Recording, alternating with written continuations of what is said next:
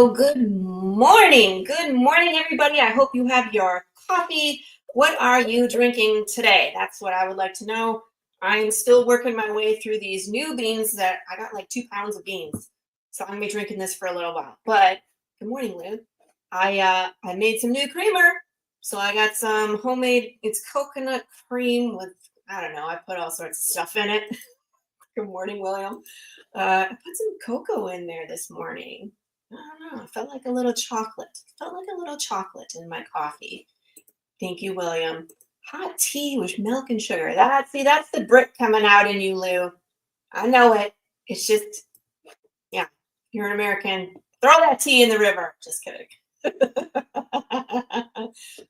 I'm glad to be here with all of you on this lovely Tuesday morning. We have a great guest today, someone who I have 1,000, maybe 2,000 questions for. We might not get through all the questions on the show. I know it's 2 hours, but I got a lot of questions.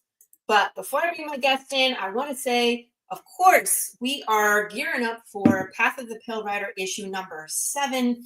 It's going to be launching. Okay, but why?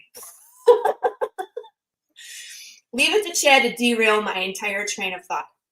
Because coffee. We aren't what? You'll have to explain. If you're going to derail my whole opening, you have to actually talk in complete sentences. Anywho, we're gearing up for issue number 7, Chad. And it's launching July 18th. I hope you show up for the launch party. We're going to have a ton of fun. I'm going to be there. I think Karen Needlemeyer will also be there. I don't know how that's going to work, but we're going to figure that out. We aren't gearing up for issue 7? Why aren't you gearing up for issues? Well, you're not gearing. It's my gear. It's my gears. I'm grinding my own gears. Thank you. And if you didn't see, I dropped a cover yesterday for issue 7, one of the variant covers by Terry Parr. So if you didn't see this, you're seeing it now. This is the gorgeous cover by Terry Parr. I never thought we would have a pink cover for Path. I'm not really kind of your pink girl, but I think it's turned out gorgeous. She's gorgeous. Once you read issue 7, you'll know what the heck this is all going down. So you don't see anything ever. Well, are you under a rock, Chad? I mean, I could post every day for 6 times a day, and then everybody would tell me to shut up. So I have been posting. I have been. We're gearing up for issue 7. In fact, I did my Kickstarter video, and I did it the same day that my guest is also a podcaster. And so I was working on the video when I was on his podcast, which was really funny. And so he's back, and now the video is done. So I want to give you guys a little preview of the video. I'm not going to play the whole thing. Don't worry. I just want to show you the beginning because for reasons, and then we'll talk about it. Hi, I'm Laurie, writer and creator of a banana peel. Really? Take 2. Hi, I'm Laurie Calcaterra, writer creator of Path of the Pale Rider. There is a link in this video that will take you to a hidden reward on this campaign. So pay attention. Returning backers. And that's all I'm going to show you. There is actually a link in the video that will take you to a hidden reward that you cannot get to from the main page. I love it. I love playing games. You know me. The whole riddles and everything is such a fun time for me. And when Kickstarter was like, you can send links for a secret reward, I was like, say less. I'm going to do this. So when the campaign goes live, you'll have to watch the video carefully in order to find that link. And there's only 10. There's only 10 available. So good luck, and hopefully the odds are ever in your favor. Facebook shows me stuff from 5 days ago. Yeah, it's the algorithm. Chad, you just had to comment on something, and then all my stuff will show up in your newsfeed. That's how it works, right? I think. So enough about me. Let's bring in my guest for today. It's the gentleman by the name of Jason Dehart. If you don't know him, I think you also have been under a rock like Chad, because Jason is a writer. He is a PhD. And he also has a very Your podcast go. I mean, like, how many episodes do you have of your podcast? Hello, let's back up. Right. Hello, Jason. Welcome to the show. Thank you for having me. It's great to be here. I I'm so love glad to have you. the piano. That's great. You like my piano? Yeah, it's not there. Love it. Love it. Yeah. Yeah. Uh, I'm doing a Pink Floyd shout out here, but yes. you just can't see my kitchen sink. That's the big plan. Oh, darn. I always tease people. I'm like, Elton John will be here later. That's right. That's right. It would be cool. Like digital little, somebody should work on that. I'll work on that for sure. I think I could do it. Yeah. I think you could. I think you could. Just randomly have Elton John sitting at the piano next week. Yes. And musical guest. Yes, that's funny. Hey, Cameron, good morning. I'm so excited you're here. Cameron actually got to taste the new hot sauce that I didn't have available on the last campaign Yeah. because he's special. And he asked very nicely for an extra bottle of hot sauce because he got a big swag. And so I put one in there. So he got to Very taste nice. the Carolina Reaper before y'all did because he's special. I am also looking forward to Path and looking forward to that. I love the banana peel bit. That was fun. So, if anybody knows that has run a Kickstarter, the video is so hard because you have to try and be concise, but you have to try and catch people's attention and be outside the box. You really only get like 1 minute, maybe two. And you're Mhm. lucky if they go all the way to 2 minutes. They usually click off after 10 seconds. Yeah. And so that's why I do shenanigans in my videos, is to try to keep people to watch through the whole thing, because if they see all the different stuff that we do a lot of stuff, so it's hard to get it all out in 30 seconds, right? Hey, Andrea, Yeah. good morning. Hello, So hello. Yeah, it's calling down words I for live the me. life of a teacher, so I have to get attention like 4 times a day. I'm like, or 3 times really. I teach 3 classes during the school year, so and you could just see like the algorithms dropping around the room. You know, if I'm not on that day, it has to be pretty quick. So then what method do you use for that? Do you use big movements, like loud words, certain words, key phrases to get them to pay attention and tune in? Like, I try to treat it like every day is its own episode, like it's its own podcast. So I'll go in and I'll be like, "Welcome to today's episode, everybody." Sometimes I'll introduce a musical guest that isn't there. Not that different from what we've done here today, that's actually, not nice. that I different. like it. And I'll throw in like a dad joke or something usually that I've seen on Facebook, or one of the online spaces, and we'll try to put up like an interesting image or something like that. But I aim for quirky, and Yeah. think I do quirky well. I think I do awkward pretty well. So We're in the same boat. That's my it's a tactic too. superpower. Right. Do something It's a awkward, skill. falling down, you know, take the edge off. But that also gives you the air of unpredictability. How do you say the word? My brain stopped. Unpredictability, Thank you. I was like, my brain derailed halfway through that word. Unpredictable. spontaneity.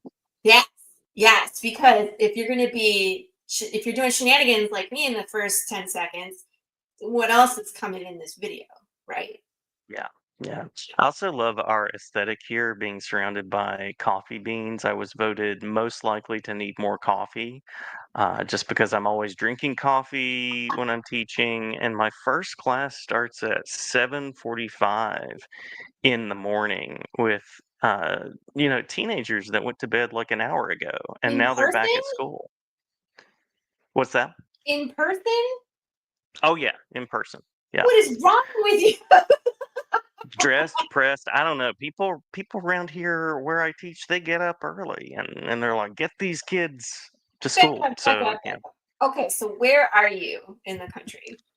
I am in North Carolina. Okay.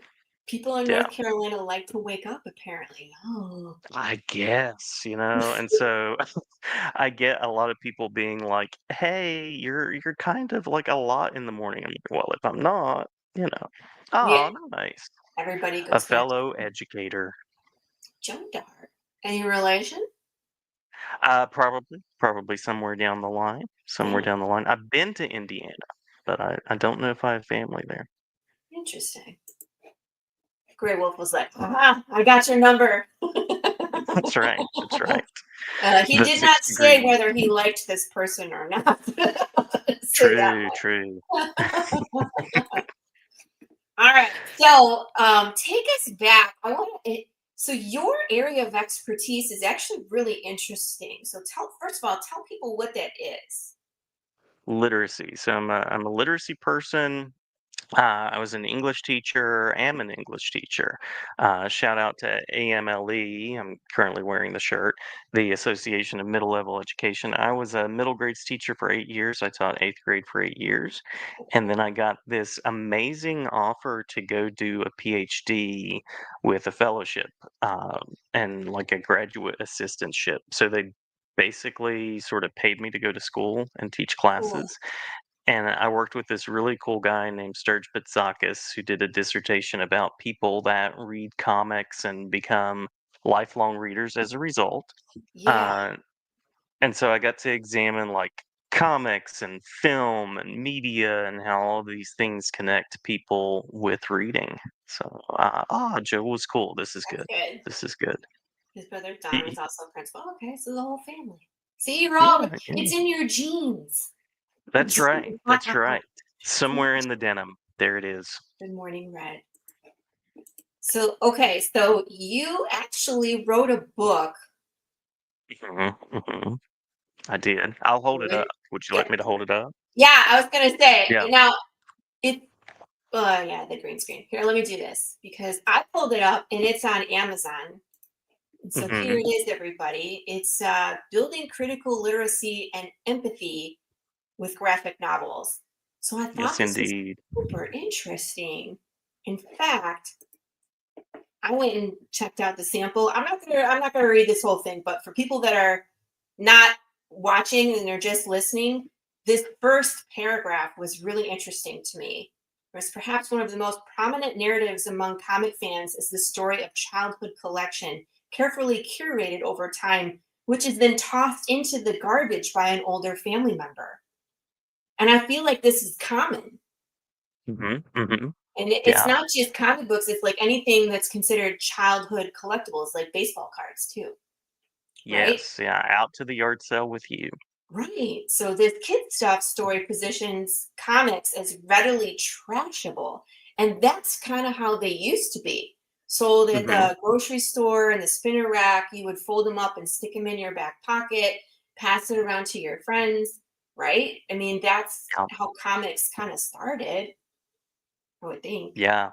Yeah. Rip the covers off, send them off Yeah. somewhere, yeah. Mhm. Yeah. Coupons, cut out the coupon, ship it in to get your sea monkeys. Yeah. Oh, the sea monkeys. Yeah, I did get a few cool action figures that way, but that's Yeah. a whole other thing. Yeah.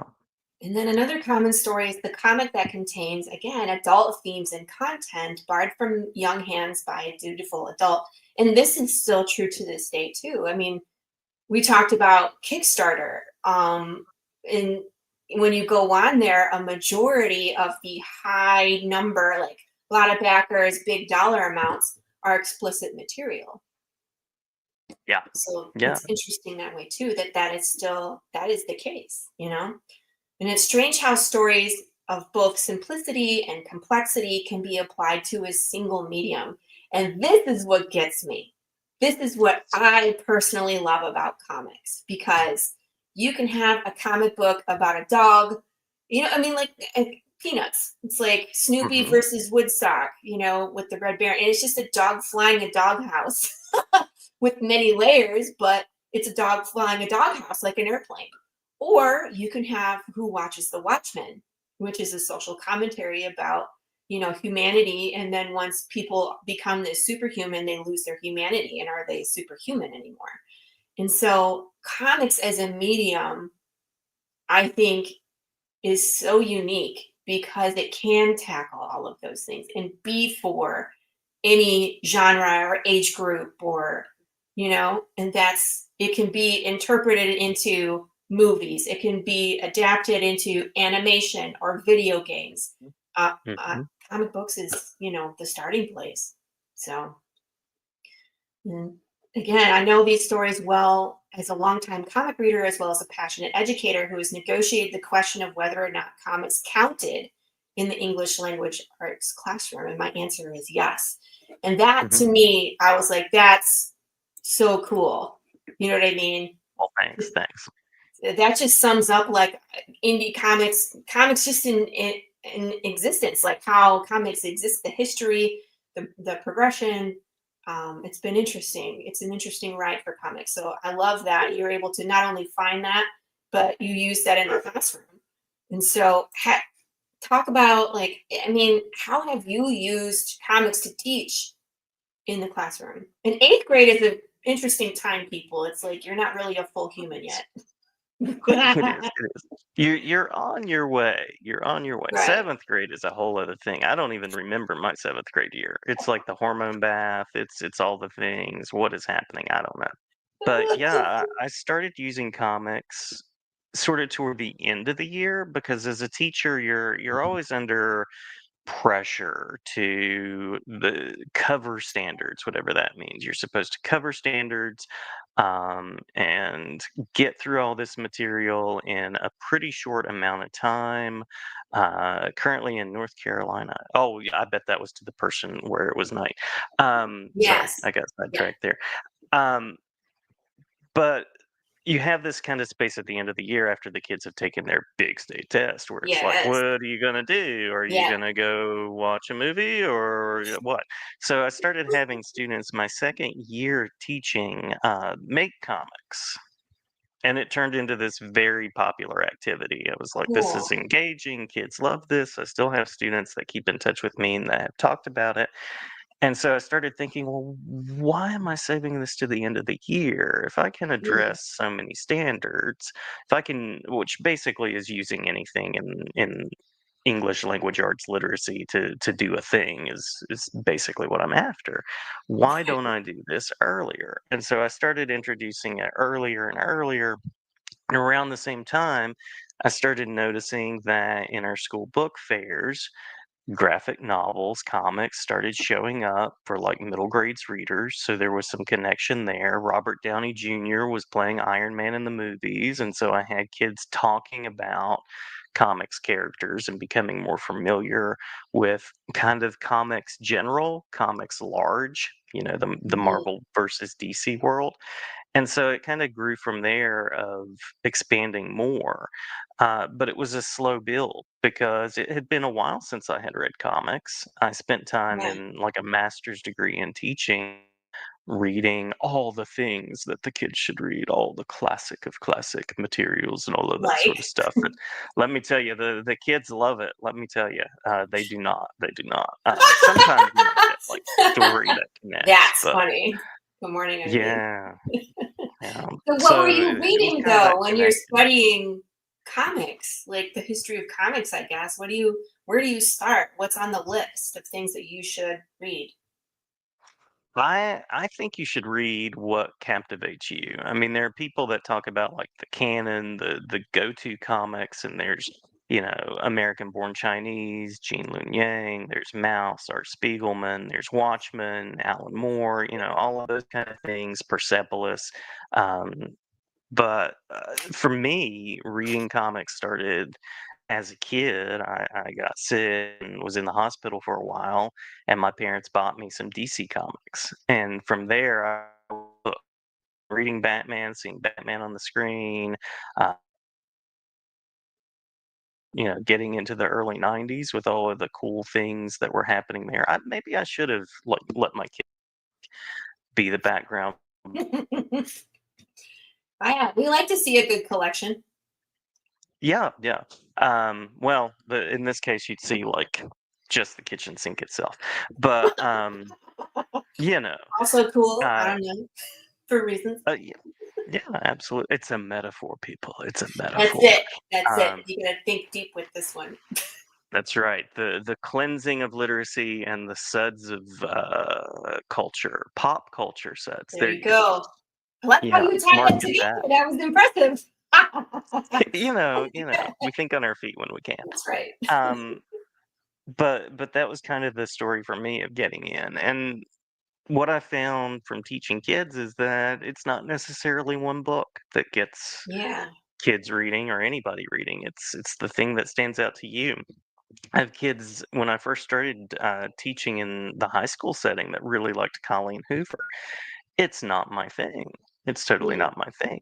But if you like, romance, or if you like a particular kind of story, if horror is your thing, then there are all sorts of places to go. Plug Path of the Pale Rider for the horror Hey, comic. there we Yeah. go. Probably not for eighth grade. Yeah, but that also Me? speaks to like the age group, right? Yeah. Because I was reading stuff that was more advanced. I mean, I remember reading The Crow not too long after eighth grade. It was like early high school. So, That's true. yeah, there's flexibility.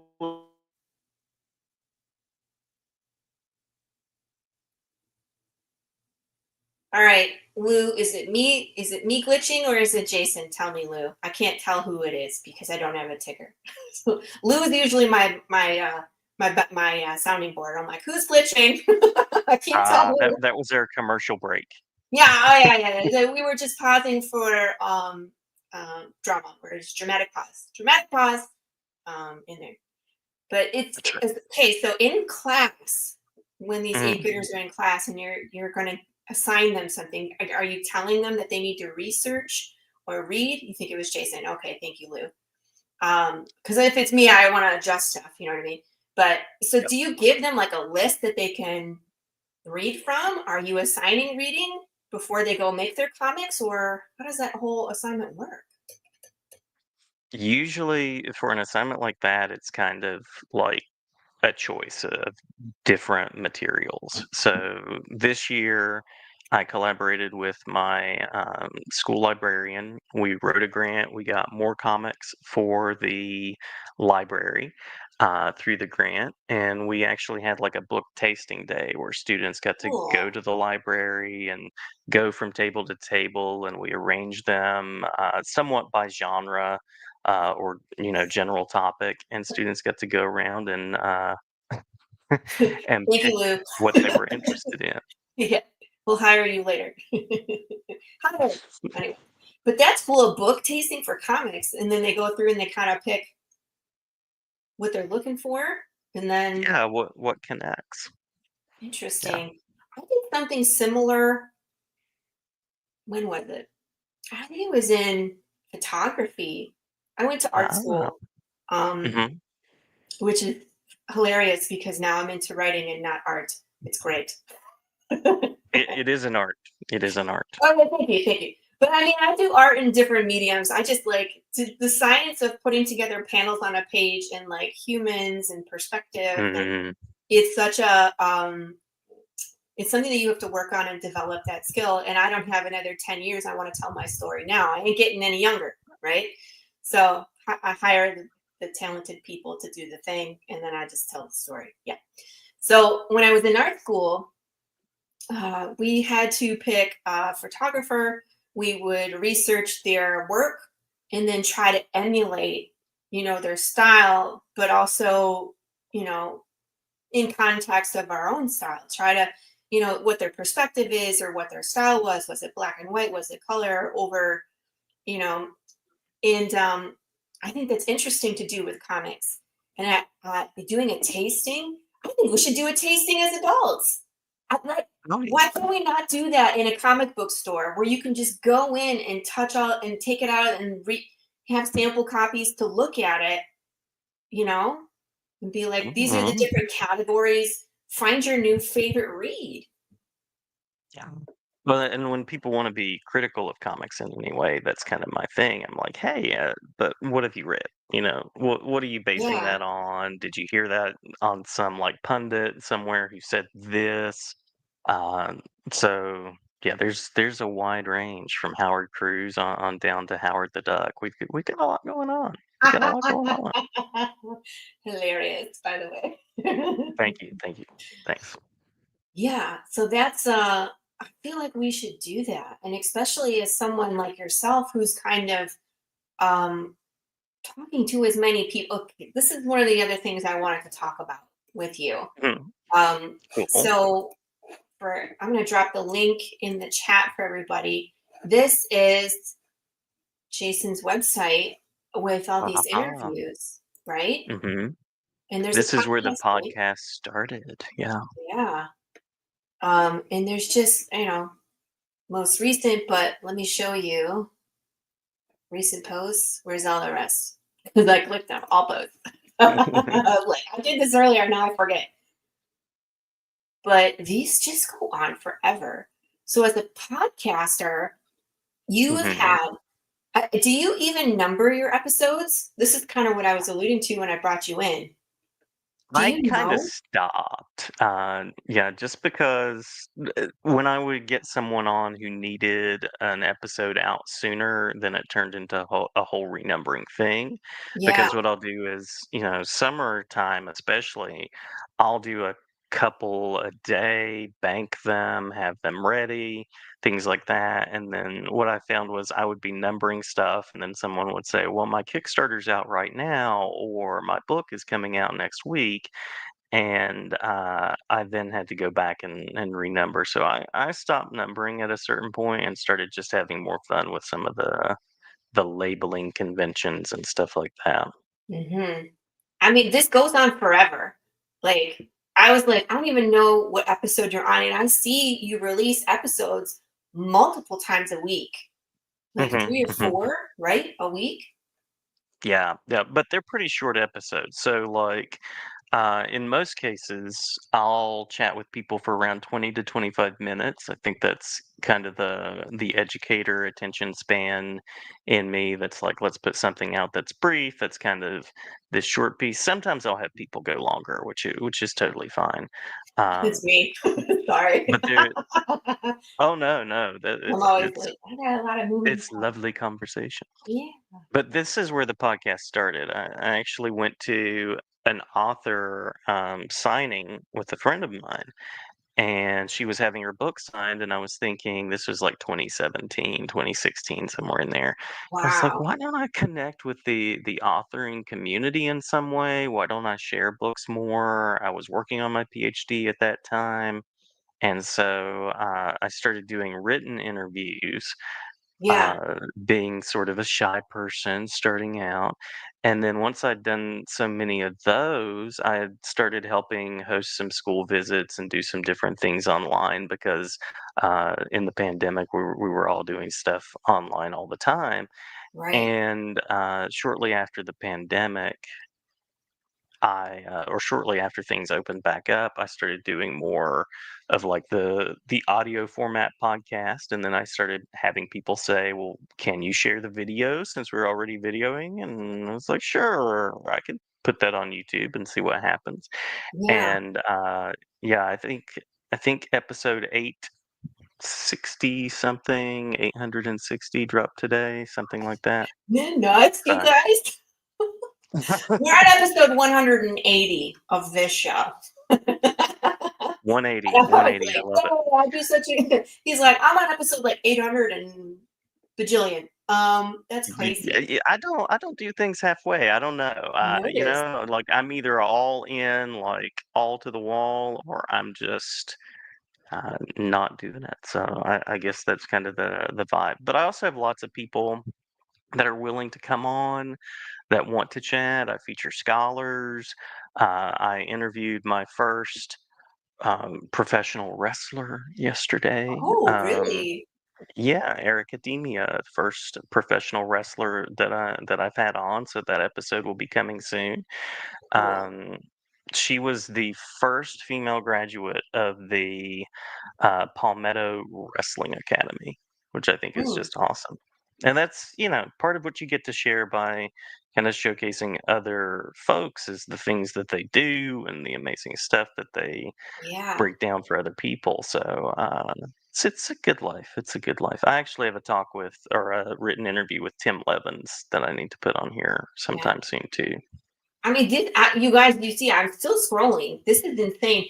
And this is what I think is so impactful. You have talked to so many creators, and a lot of these, I haven't heard of hardly any of these, right? Which is amazing that there's so many creators out there that would love to, find more readers and find, like you can have a connection. This is almost like it's a catalog of all these amazing creators and works. It's like you are almost, I don't know, I would say not even almost, you are for sure a historian. Aw. Documenting, you are documenting comic book history and oral history and written history in a medium that is deemed as either not worthy sometimes or trashable. So this is so interesting to me, all of these creators on here. And if you've seen while I'm scrolling, you guys, there's incredible variety and Mhm. Mhm. genres, and just it's amazing. So this is That what I say is like, how do you pick from this what to read and what to suggest to people? Have you read all of these things? I do, yeah. I don't have people on that I haven't checked out in some way or other. I mean, that one right there, Christian Herrera, was actually one of the first indie people that I connected with in comics because, there's so much out there to try to tap into. And I actually have his most recent, I was going to showcase some folks. Yeah, show me. Um, we call them myths. I just got this from him at Heroes Con. So a Ooh, great indie book as well, just to check out there. And he signed it for me, so very nice.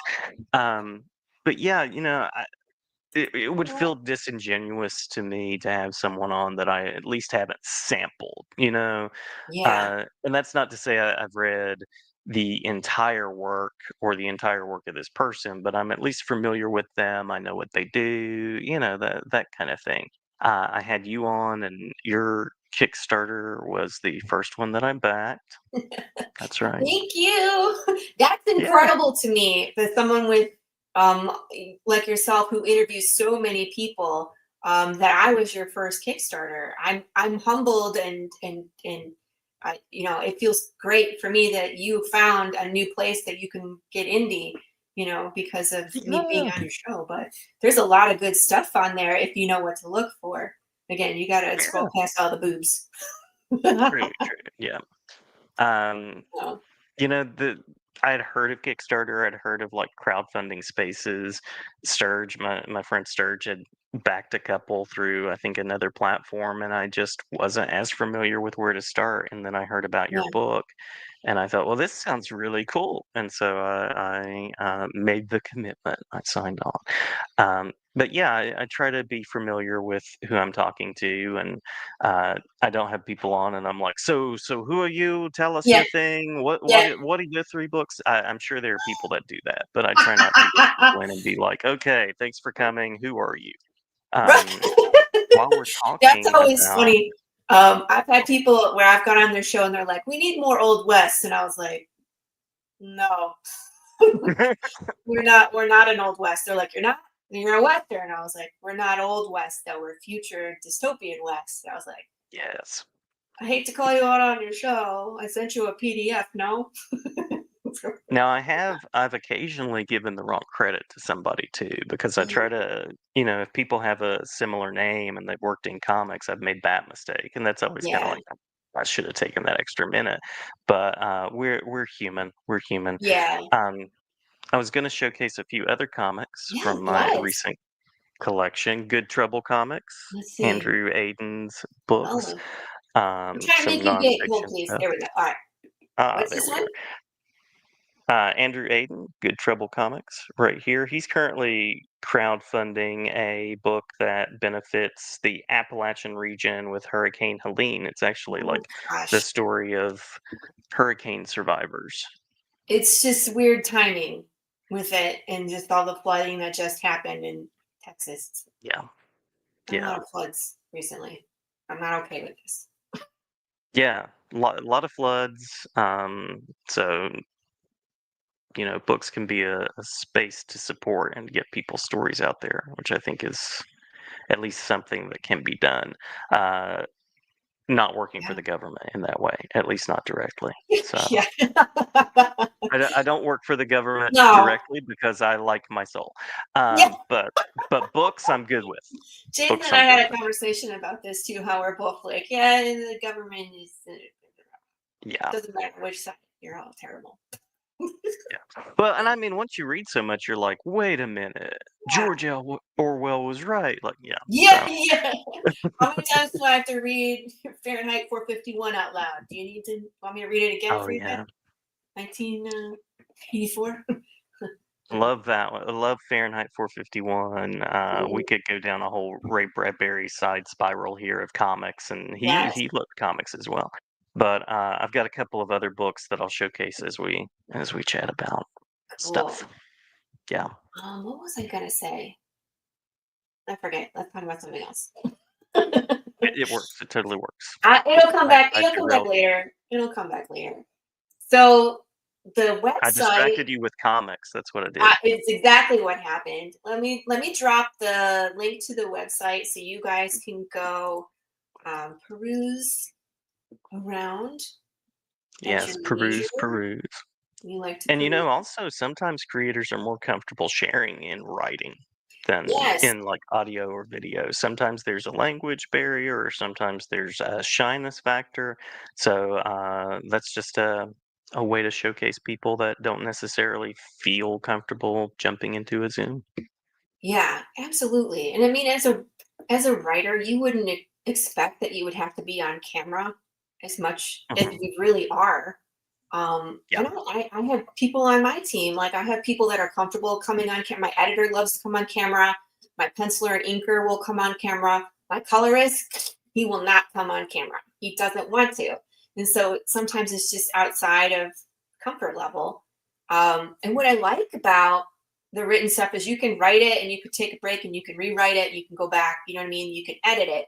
A lot of hmm times on these live streams, you say stuff out loud and you're like, wait, that's not what I meant.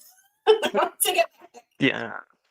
I, I I was doing a chat with somebody yesterday. They were asking me some questions to put together a proposal, and I just said, you might want to send this to me because sometimes, like the writing process, I can go back and I can add things. But Yeah, when you say something out loud, I'm like, should I have just said things? Should I have used a stronger word than things? Elements, facets? I don't know. yeah, So you get your best draft possible version sometimes that way. yeah, I agree. And then you let someone else read it. That's right. Yeah. Did And I you try not to read my stuff again, personally. really? There's just something, yeah, there's something weird about it. Now, if it's like an interview with somebody, then I'll read it. But if I publish something like the intro you read, I Yeah, hadn't looked at in a while, just because I don't know, it feels weird. I always feel like, could I go back and do that? Could I retake that? That kind of stuff. Uh, and maybe I've that's just spent so much time with it too. yeah, but that's just the creative mindset is because you're always growing and getting better at your craft. And so I don't know hmm how many times I have gone back and just slightly nudged previous issues. And so like this is a common thing where I'll put out the PDF link on the Kickstarter for the backers. And so they can go grab it whenever they want to, right? But like then I go back and I'm rereading stuff and I'm like, oh, found an error. Like there's a cross bar I where there's not supposed to be. I'm like, dang it. And so I have to go fix it. I have to fix it because I have to. But then that changes the link. And so every now and again, I'll get a message through Kickstarter that's like, hey, do you? I went to go reread issue 4 and it won't download because I fixed something in issue 4. So I just sent it to him again. But that's just the creative thing, I think. Even my first artist on the series, Marco DeFio, I have a banner that I take with me to Comic Cons, and it's Jude with Big James, right, roaring in the background. That's from issue 1. And Marco and I are in the same area, so a lot of times, yeah, exactly. A lot of times we're at a Comic Con together, and he'll walk up and he'll be like, "I would change this, this, this, this, and this about that." that you have on your banner. And I was like, no, you're not. Like, you're not going to change anything. Like, it's perfect the way it is. But that's just our creative mind is like, I can do that better now. Should I? Mm. Yeah, Right? yeah. Well, that's, people work toward a dissertation for 4 years or more. And Gosh. that's one of the things with a dissertation is you put it out and then very often it's the thing you don't want to look at because your work grows from there. So it's kind of funny. You spend all this time, you work through committee, you have people that approve it. But the dissertation, people think of it sometimes as like, this is the ultimate, I will publish this thing. And then it becomes like the first step. So, Isn't that uh, crazy? 4 years of work, and you're like, "Nah, I don't want to ever read it again." well, and it's also a dissertation. So, unless I tried to write mine in a way that was kind of readable and engaging, but there are certain things you have to do and conventions you have to meet that make it a little less fun to read, like repeating yourself a lot. You do? You have to repeat yourself a Yeah. lot in a dissertation? Why? Yes. Why is that a thing? Uh, Because there are like 4 or 5 chapters depending, and you have people that will read, like, one of those chapters, and so there are Mm, certain things you say in each chapter, and there's also, like, front loading language of, like, "In the next section, I will blah, blah, blah." yeah. So there are some of those kinda pieces that just guide an academic audience through, but that's also, like, it's writing in any space. There are those little conventions that you play with, and sometimes you can uh, push back on. And there's been a dissertation in comics format too. Ooh, that's Yeah, interesting. yeah. Unflattening by Nick Susanis is a dissertation in comic book form. So if you this is another thing. If people want to say that comics are for kids, I'm like, really? Because unflattening will blow your mind. I'm Nice, congratulations. yes. By the way, here is a project that is currently live. You can go check it out. Ryan is 25% of the first stretch goal and fund my comic. Go check it out, everybody. Thank you, RJ. That's right. Um, That's right. always need good new material. I don't know if you've seen the show before, but that's something I harp on all the time is the amount of reboots and recycle and sequel Yeah. prequel that's going on right now. What's your take on all of that? Yeah. To me, some of what's happening in indie comics is some of the most interesting stuff because you can do creative work, and as long as the quality's there, as long as the time's there, then I think it's a good avenue. I just watched Jurassic Park 18, and though I love the original novel by Michael Crichton, like Yes. that was part of what kept me reading from middle school on, was that there were books like that. It's like, well, I've kind of seen this before and I've seen that before, so there is some of that retreading that's happening. As a fan, I'd like to see some of the same stories in some ways, but there's also a part of me that says, hey, I know that it's a tough time to be making stuff because of budgets and outlandish expectations, but it would also be nice to see some new things across the board. So always there to point the way to new storytelling and new talents. Yeah. I think, you know, a lot of really good stuff is in indie when you find it. And now, Yeah. and I think that Kickstarter and the whole revolution that came with crowdfunding has opened the doors to so many creators, which is a good thing, but it's also kind of a hindrance because there is so much stuff out there. You got to sift through it. And I don't think, anybody should not create. I think no matter where you are in your journey, you should start creating because, again, once you start on a passion project, you only continue to push yourself to get better for the most part, Hmm. right?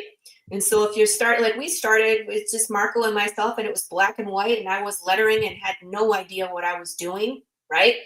To where we are now, where we have a team of four.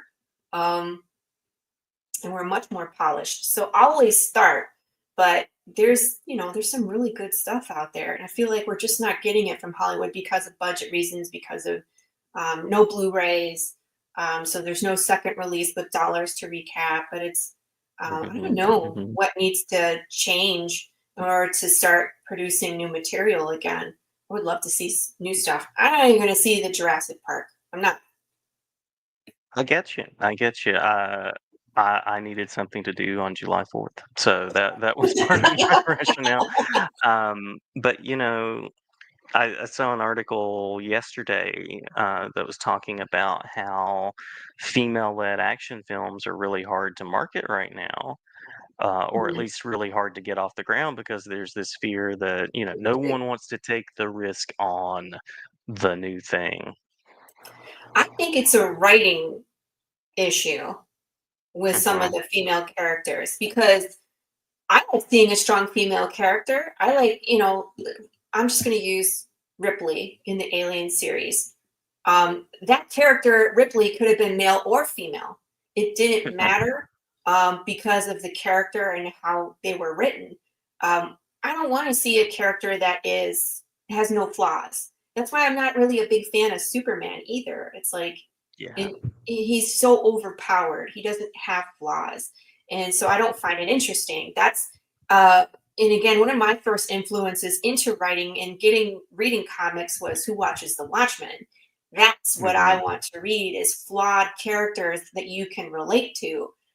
They might not be perfect, but they have a reason why they're doing what they're doing. The good Yeah. guys, the bad guys. Um, that to me is much more interesting than the overpowered female who can do things that she probably shouldn't be able to do. I also have Hmm. trained martial arts for decades.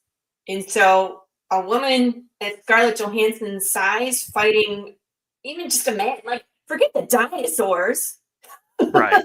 but like some of the stuff that she's doing as Black Widow, it's like, I don't know, would she be able to do that against, this big bulky guy without him throwing himself down or even assisting the stunts? Because I've done stunt work. So I get it. So again, it's like you have to have that air of believability in there. And when some of these characters are so overpowered, male or female, it's like it's boring. I want drama. Yeah.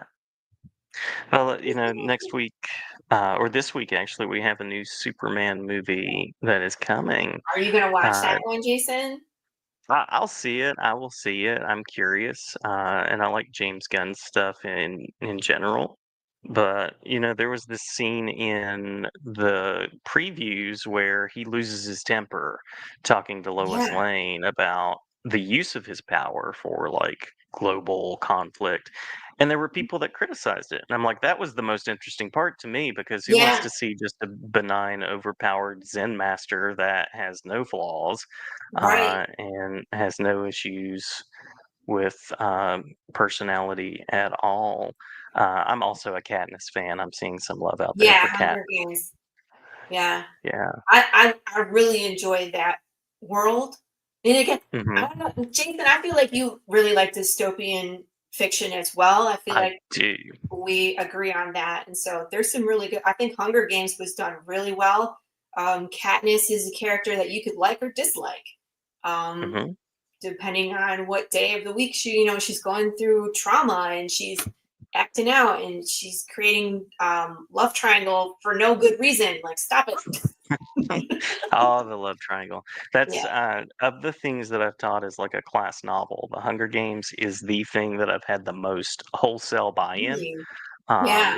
And yeah, I got in there There you before it go. was a movie, like right before, so it was cool.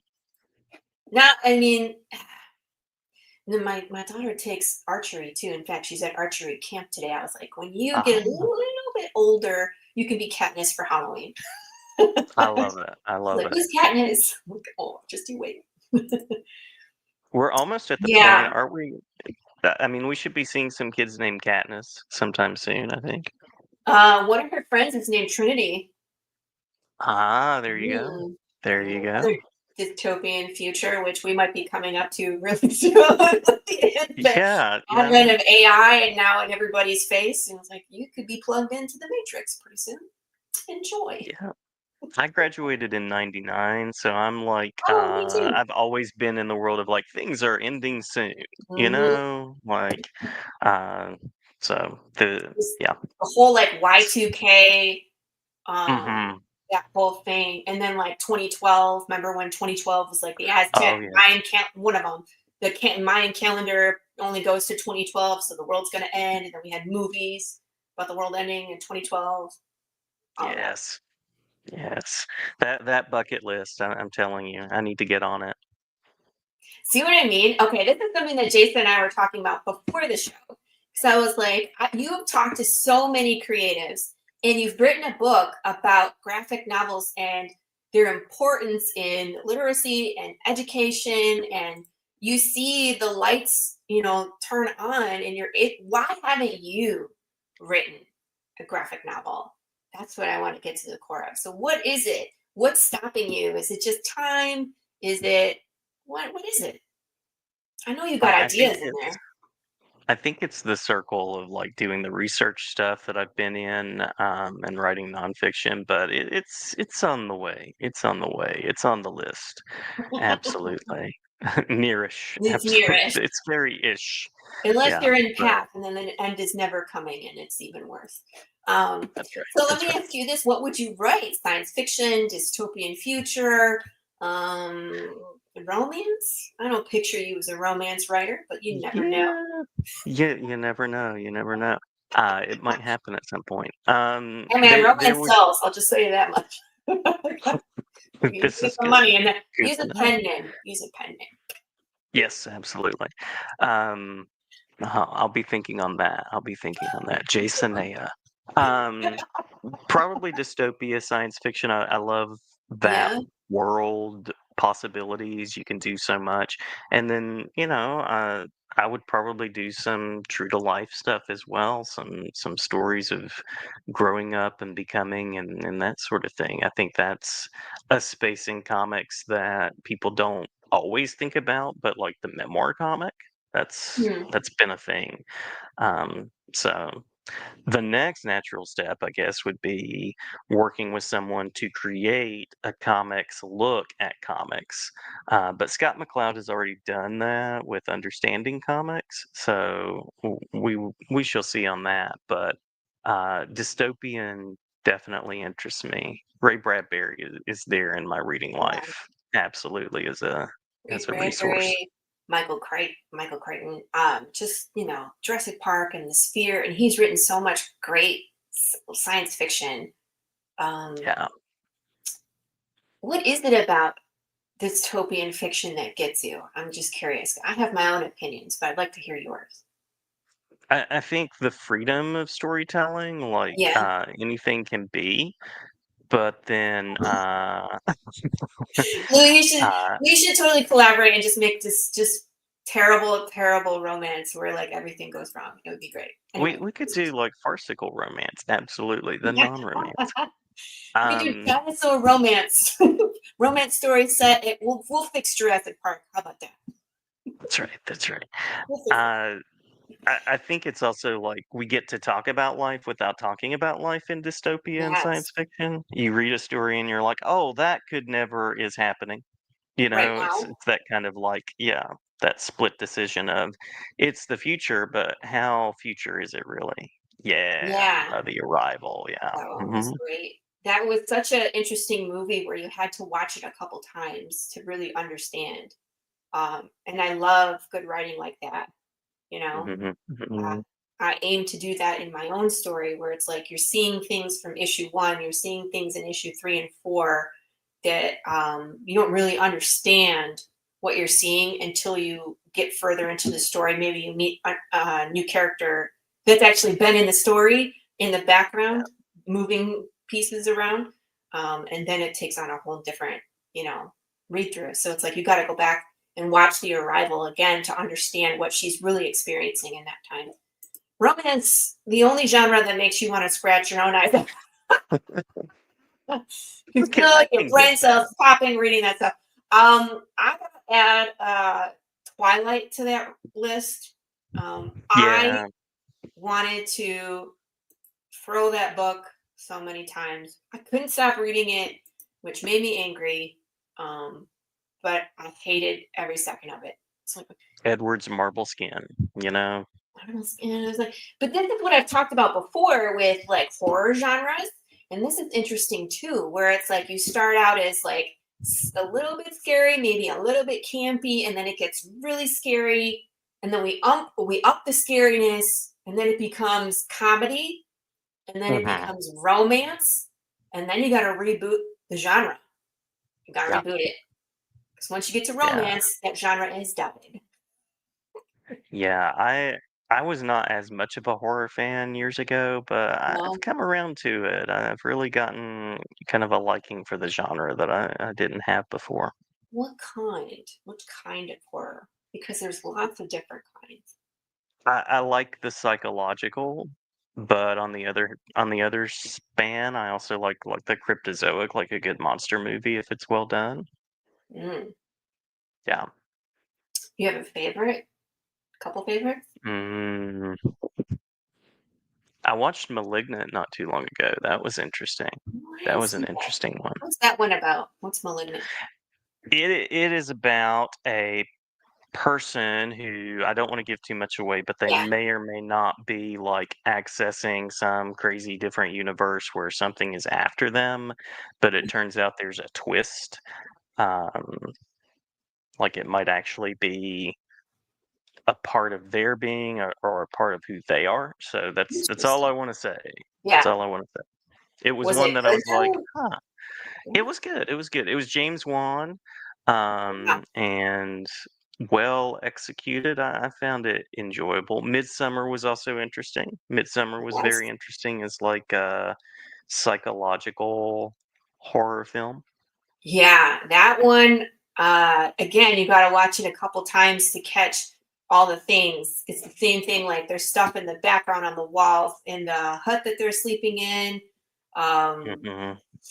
there's so much there that's happening where it's like you don't catch it the first time. Maybe not it's subliminal. It's subliminal, the feeling of dread that keeps, growing when you're watching that movie. That's I right. like that That's one too. right. Hereditary too. I thought was Hmm. good, where it's like you're not really sure what's going on, if it's real, is it Hmm. in someone's head? But again, the reason why I like Midsummer. Wait, you said Midsummer, right? Did I Hmm. think the wrong movie? I was like, did I think totally the wrong one? I was just With second Florence guessing Pugh. everything I said. Florence Pugh. Not that one. But just like the whole relationship inside of that drama. I like that you're talking about like the coming of age, the coming of, like building on how you experience relationships in a dystopian world. In fact, I just Mhm. saw not too long ago, it was 28 years later, Oh yeah, yeah. and I would classify that movie as a coming of age story. 100%. Nice. I will have to check it out. I haven't checked that one out yet. Have you watched? I mean, I don't have to watch the sequel, 28 Weeks Later. I didn't. But did you watch the original 28 Days Later? I think Cillian I've seen Murphy. parts of it. Yeah, I don't think I've committed to the series just yet. It's pretty good. It's different because most zombie apocalypse are it's the undead, right? The person has Mhm. died and their body is reanimated. They're not thinking. In this world, it's an infection. It's a rage infection, and the infection, all it wants to do is spread. It's kind of gross. It's visceral, like they puke blood on each other, and then you're infected because it's carried in the blood. But the first one is very much a zombie genre movie where they're trying to survive, they're trying to escape. It's people versus people, nefarious people, posing as a solution, but they're not. So, and again, it's that main character waking up in the hospital, not knowing that the apocalypse has happened, and then getting thrown into it, and then his journey. So it's very much that, we're trying to survive, we're trying to get through the horde, we're trying to this, that, and the other. And then 28 years later is that same world, it's that same infection, but Mhm. it's this young man. They're living on an island, and twice a day that the tide goes down, and they can get off the island and go to the mainland. And the infected don't really come out that far. They don't know that they're out there, so they're relatively safe. But they take them out there so they can understand how the world works. And so Yeah. it's really about this young man. and his relationship with his parents, first with his dad and then with his mom, and then himself. So it's really interesting. It's just a coming of age story, but in the apocalypse. And they had one side character that was hilarious. Yeah, his name's Eric. That was super funny. And I'm glad they had him in there, but they killed him off too quick. Spoiler! So I interesting. think you could do an interesting romance with some of those concepts of like you vomit blood on someone, and so then there's like a love connection. I think that could be. I don't know if they had that per se, but there was people that were like, they're welcoming it, where they're like, this is the Mm, new normal, and they just walked out into the infected and were like, I'm going to become a part of, the crowd. I'm going to be part of the new normal. So they ah, just let themselves be infected. So interesting.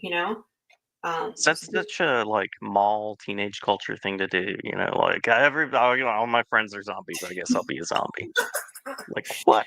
But it could be that too, where it's like my loved one is a Ah, yeah. zombie, and we want to be together forever. So therefore, there was a movie that I saw. What was it? And had Carrie Ann Moss, but that's Mhm. basically the gist of it. Ah. I'll find It's the a actual. whole like if all your friends were jumping off a bridge, would you, but now I'm thinking like if all your friends were zombies, would you just want to be a zombie just because? This is the problem. We have stuff like iZombie and Zombie High, and there's actually Disney young adult shows about zombies. It needs to be rebooted. It needs to be rebooted. See what I I mean? hear that. I hear that. Path of the We Pale need, Rider. thank you. I was like, we need a new take.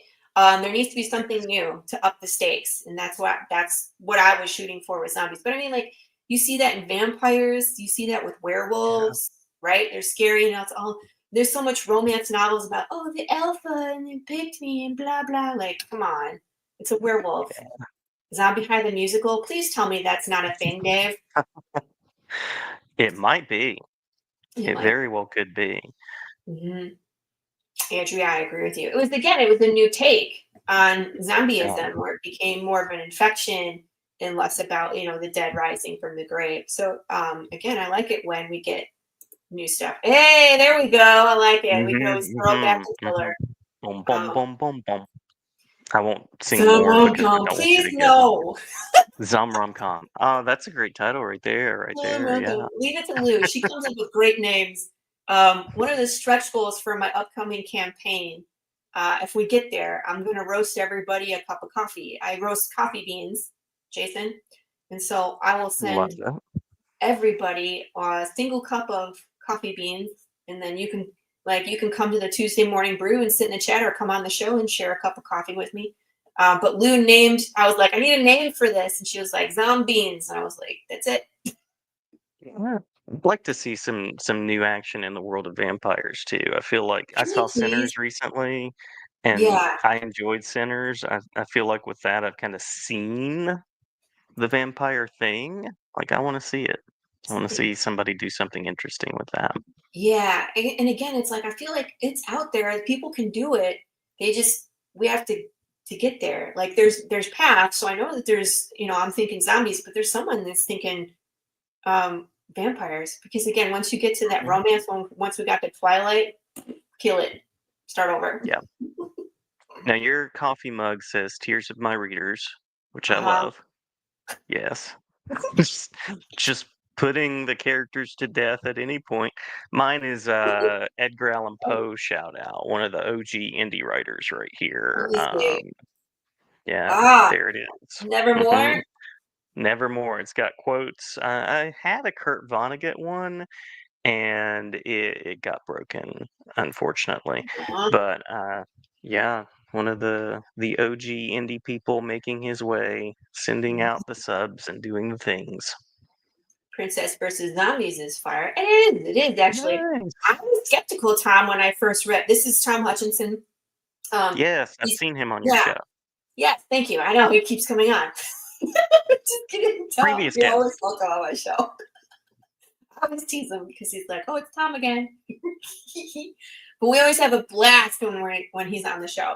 And Princess versus Zombies, I was surprised because he Hmm. pulled in like Disney princesses with zombies, and I was like, Ah, how is this going to work? And it was a blast. In fact, I was like, you have done research and you appreciate the zombie genre. And he was like, not in the slightest. I hate zombies. And I was like, you fooled me because I like the zombie genre and it hit the notes. You know what I mean? It hit the beats to keep me interested. So I was impressed that he was able to do that with not really being a fan of the zombie genre. But says the Raven, quote the Raven, nevermore. that's right. That's right. I have a Sorry, Pikachu Tom. question. I love you.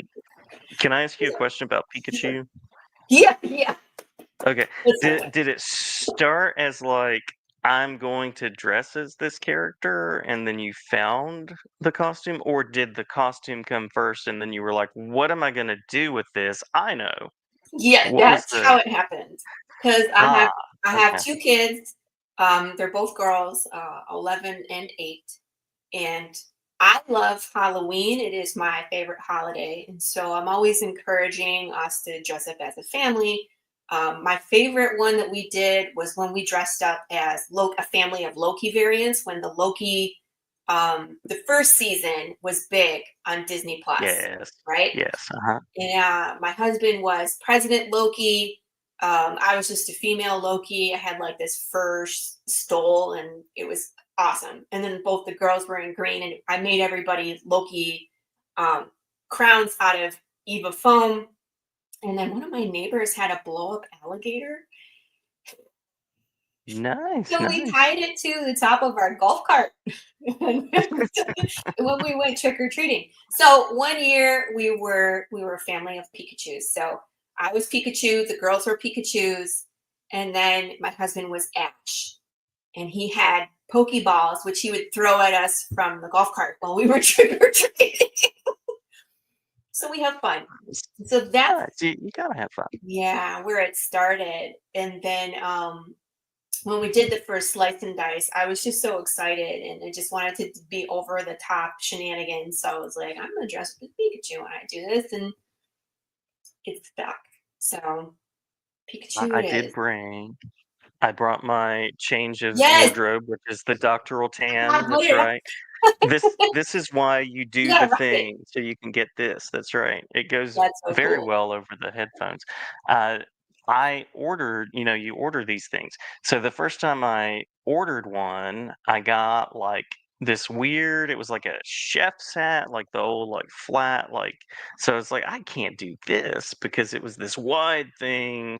It's like that feels kind of strange. So then I got Huh. this tastefully designed tam to Yeah. wear, just around the house. Do you Um, do you put but it yeah, on when you're like doing things? no, Oh, come on. no, Put it on when I you're writing should your though. story. That's right. He's thinking. Excellent. Thinking the great thoughts. No, it stays in the closet. I had to go find it for the show today, but it has that nice like golden tassel thing. So Tui. it's, you know, that's what you That's a do the different things hat. for, the witch costumes. That's awesome. I swear you should put it on when you're like doing just random stuff in your house so people could be like, what are you doing? What? Just go to the store and be Yeah, like, I'm groceries. thinking today. You're like, I'm Yes. vacuuming, wearing my hat. You're like, that's not what you're supposed to be wearing when you're barbecuing outside. What are you talking about? It's perfect. That's right. It works. It works. Hey man, it's The one of those flavor things. will be fused in. Yes, and now then you could smell like smoke every time you walk by. That's right. Yeah. You Yeah. you go to a graduation and people are like, "Why am I hungry?" Yeah. You I know. don't know. I don't know. Also, the fun thing about doctoral robes is most of them don't have pockets. So Oh, that's yeah, it's not like a utility wardrobe. It's not like cargo pants, You put it on and it's like you know what though? Most women's clothes don't have pockets. that. So, Well, you have like the suggestion of a pocket, right? You have a small useless pocket, or it looks like a pocket, but it's actually just extra material that's just there to make it seem as though you have. Yeah, or they I get just you. sew like a line. You're like, why can't I put my keys in? There's no That's right. They've gotten better over the years, but the worst is getting a pair of jeans with no Yeah. pockets. Yeah. What is the The point? suggestion of a pocket. The It's like, this is suggestion. where a pocket would be. Right. Lies. Lies, I tell you. So what would you put in your doctoral robes if it had pockets? If it had pockets, probably snacks, most likely snacks, perhaps a beverage. Oh yeah, you could totally sew a pocket onto it. You could totally do that. And if they do their tiny pockets, exactly. What are we putting in here? Something That's for right. That's ants. right. That's right. What? One peanut. One peanut. Not much of a snack. It's one peanut. True, true. Oh yes, confetti. You could put it in like side in your sleeves, and that way when you're like, yay, and then like the confetti goes everywhere, that's the best idea ever. Yeah. I had a Versus student that pockets. asked if they could glitter bomb me at the end of this year, and I agreed to it, and it didn't happen. I don't know. Oh. Yeah, So I mean, I wouldn't because then you'd be vacuuming up that confetti for years. Years. true, true. Can you imagine? Randomly walk Yes. by me like confetti. That'll get you up at Confetti. 7:45 in the morning. Confetti, Confetti. confetti, confetti. That's right. Hey, you, are you sleepy? Have some confetti. Confetti. It's a great book birthday celebration, too. Just throw the confetti for your Oh, book birthday. there you go. I like it. I've hmm never hmm heard book birthday. People celebrate book birthdays? Yeah, yeah. When your book comes out, I've seen people do posts that the unopening, of course, or opening, not unopening, because that Unboxing. would be closing it. Yeah, yeah, Um, yeah. Don't yeah. close it. So, The opposite. so book birthday. Do they celebrate it every year? I think people do. I Yeah, don't know if people celebrate it every year, but it's like the day it comes out the first time, maybe. Or you could do like a reissue birthday I've or the seen people paperback celebrate birthday. their anniversary. hmm Brandon Sarochi, who didn't come harass me in the chat today, he usually does like a sale on the anniversary for Avalon. So he'll put his books on sale on his website, which is smart. Nice, Yeah. nice. Yeah. He's the only I one that have remembers. I have another book that I can showcase Oh, let's show it. if you'd like to see that. Yes. This is Red Vengeance. This is actually issue 2 by Chris Kemple. So Oh, another wonderful indie book there. Very much in the style of like your Bruce Timm, kind of like Batman animated kind of thing, yeah. but some nice pulp storytelling kind of stuff. So just going to showcase that as I fade into this wall back here. I was like, that's the drawback of the green screen. That's right. Um, that has a very vintage look for that. When did Yeah. that come out? Just a few years ago. Just a few years Yeah. ago. I actually just picked this up this year from him. I keep saying there need to be action figures, but apparently creating an action figure of your character is insanely expensive. If you do it Um, right, it is. yeah, like thousands. I don't Where's think he has a Tom? Tom copyright did date on some. it. Tom Hutchinson could speak to that. He did some action figures, but you have to order like thousands of them. Yeah, and they have to make a mold. And it's like, this is why I had so many of the same character as a kid, because they were like expensive to make a new mold for. That's why they all look the same. They just paint them different. That's right. Yeah. It's camouflage character. I have seen people do like those acrylic standees. That's I think a less expensive version of getting like a stand-up character. Oh yeah, Um, yeah, yeah. this is true. You could 3D print it, True. but in order to do that, you need someone to 3D model it for you. Yeah, Mm.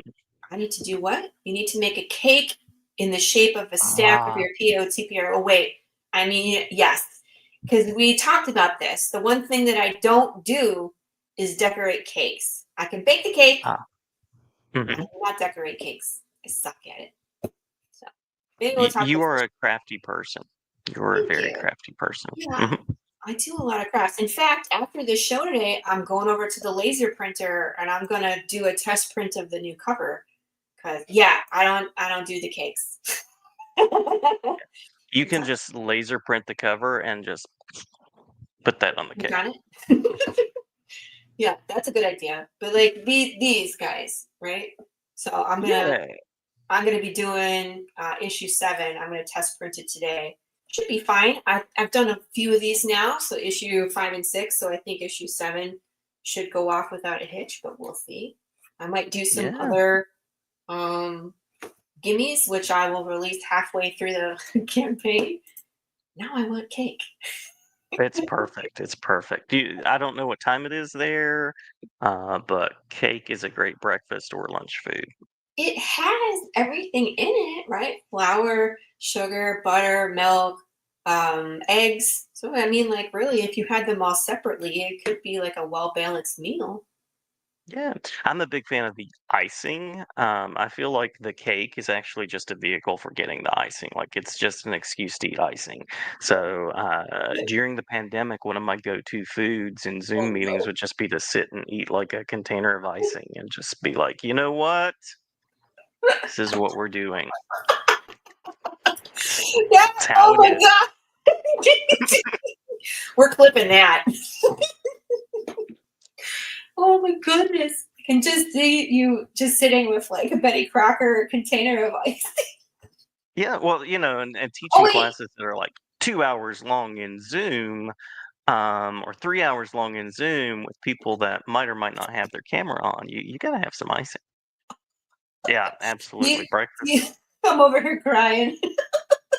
Do you eat the icing on camera to try and get a response out of people? Oh yeah. Oh yeah. Well, that's part of the fun. That's part of the point. You can also eat ice cream sandwiches, and then when someone says, "What'd you have for lunch today?" just tell them a sandwich and leave out Sandwich. the ice cream part.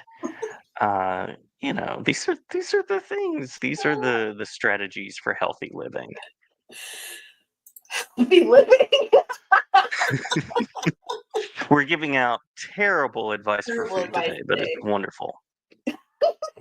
Well, it'll definitely keep your students awake, though. What is he That's doing? right. What was it like teaching over Zoom during the pandemic You or in general? Was I've always been kind of like I'm interested in digital stuff. I'm interested in doing things in new ways. And so it was kind of, on one hand, it was an interesting experiment to be like, what can I do online that was also in person? I would test like different backgrounds. I actually went to my office at the university I was at the time and took a picture of the office. And so every time I would sign in somewhere, people would be like, "Are you in your office right now?" Because campus was shut down. We weren't supposed to be there. And I'd be like, "No, this is my background." And they'd be like, "Ah, you got me." Um, so that was kind of interesting, but I was teaching teachers at the time, right, so that was a whole other challenge because typically they would be, if it was like an in-person, the world is fine, they would be out in classrooms spending time with actual kids in person versus online. So it was like a big Kobayashi Maru. It was a big simulation test in oh, like how to connect and do stuff. But it was also back to back Zoom meeting life. And getting academics in a Zoom meeting can literally take all day. And you could still solve nothing at the end of a 5 or 6 hour meeting. It's like we just ooh, talked for 5 or 6 hours, and our conclusion is we should talk some more. Thanks, everyone. ew, Thanks so much. ooh. I That's imagine some of them had to have catheters or something like that going on. I'm not really sure, but just sounds terrible to sit through a 5-hour Zoom meeting and be like, we need to do it again. yeah, yeah. I got lots of other things done. I will say that. Yeah, Yeah, yeah, it was. It was just such a weird time. absolutely. My, And go ahead, Jason. go ahead. No, go I, ahead. I was just gonna say, getting students like back in the living situation, that's been an interesting thing the past couple of years too. I wish. Great use of the word whilst. I like that, whilst. The camera thing, yeah, normally I was pretty aware of when the camera was on, but if the chocolate icing was on my face, I'd just embrace it. I would embrace it. I did have a student who was tutoring a small child online, and the child took the camera to the bathroom with them Oh while he was no! tutoring. It's like, you can take a break for a second, sweetie. You don't have to take the camera with you everywhere. So, Like when people yeah. forget they're wearing a mic, like a microphone that attaches to the shirt or something, so they're not in front of the camera, but you can still hear everything. Um, Oh yes, oh yes. Embrace the ice thing. That's what our new motto is. Embrace the ice. That might be the name of one of my memoir comics to come. I think Love that it. could be a great title. See, I Embrace the really feel icing. you should do this. It's like, again, it's like that 28 years later where it's like a coming of age or a memoir, like, how did I get in this situation? What was my life like through some kind of dystopian lens? I love Yeah, those, you know? yeah. There is something like powerfully relatable about a young character. So now I'm gonna have to check out the 28 Days series and Yeah. see. Yeah. I would say watch 28 Days Later first, just so you understand the world. It's your typical dystopian, but just so you get it. And then skip this sequel, 28 weeks later, don't bother. Just go right to 28 years later. Yeah. Yeah. Embrace the Ellie skit with embrace the icing. I think Ellie is mostly decomposed at this point. I don't know. Although she did have a video not too long ago, but we'll have to just like get a full on skeleton and name it Ellie.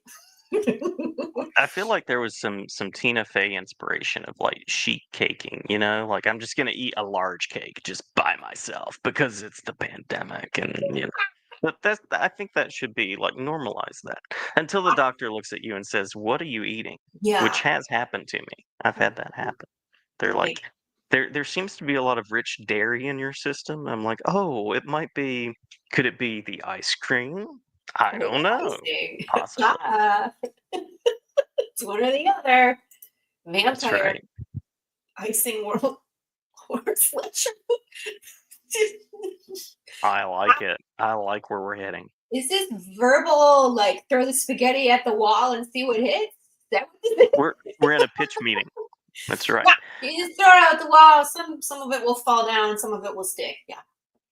How do It's we like put it? it's like Twilight meets Ben and Jerry's. Please Picture. don't. Stay out of the Twilight world. That's right. But you Unless could get good, like, marble flavoring, um, maybe? I mean, if you could kill off all the vampires in the first chapter, then That's I'd right. be okay with it. It might be time for another book promo. Oh, show me, show me, show me. What you got? See, you have all these I cool things. I Let me see. Yep. I have, Night Care.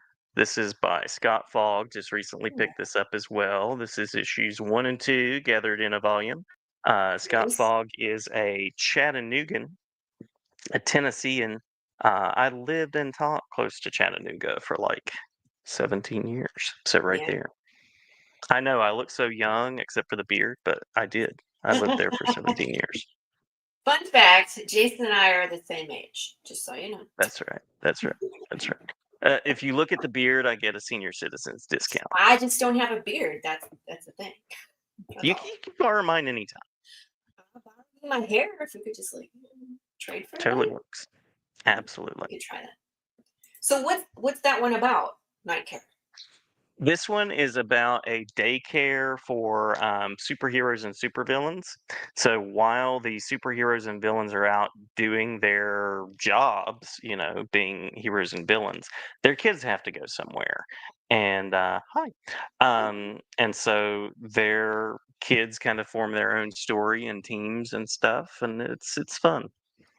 But the Nice cartoony villains style. kids and the hero kids, they're all in the same night care.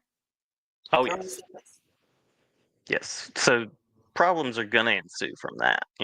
Hmm. Yeah. Yeah, especially if you find an affordable daycare. I don't have children. I teach children, but I don't have them. But I'm told this is one of the challenges of having children is paying people to take care of them.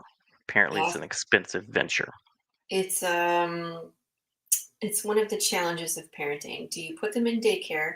I had my kids in daycare for a short time when they were little, and it is super expensive.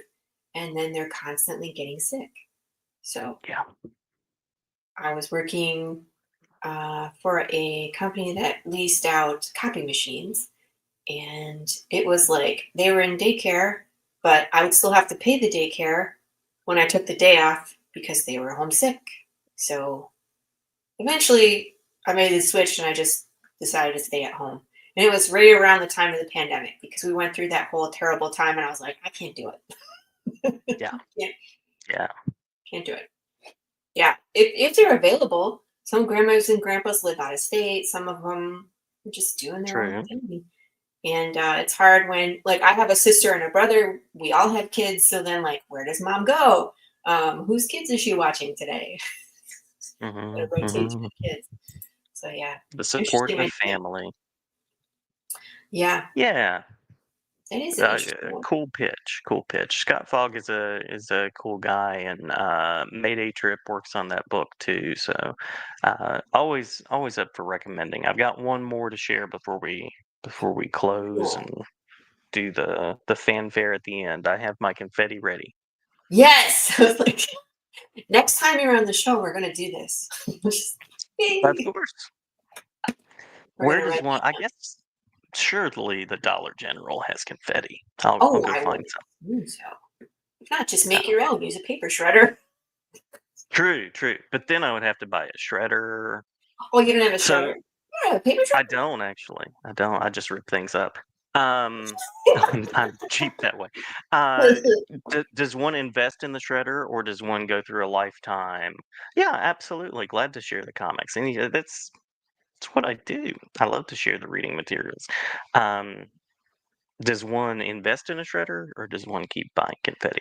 And by the way, speaking of sharing materials, the book is out there. The book is purchasable, but I also write stuff that's in free spaces Yeah, share that for with us. readers. Yep. So Edutopia is one of those places. I'll grab a link here if that's cool. Digital confetti was clean.